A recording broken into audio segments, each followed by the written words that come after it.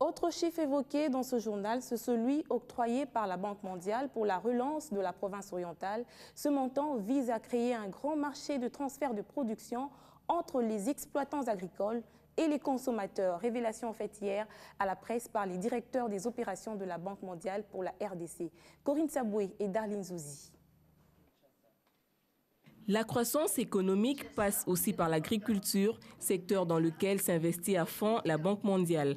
Avec un financement de 120 millions de dollars américains pour la province de l'Équateur, cette institution entend contribuer profondément à la relance du secteur agricole de la RDC. Il faut appuyer la transformation de la production agricole, la conservation.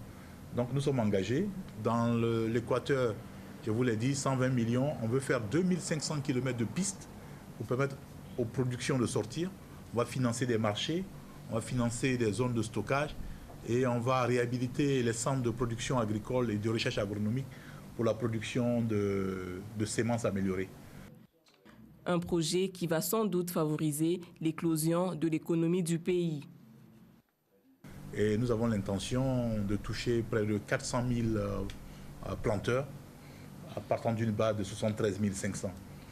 Et on veut également accroître la contribution de la femme, puisque la femme est une actrice très importante dans la production agricole. On espère à la fin de ce projet que les choses vont changer de manière dramatique dans cette province de l'Équateur.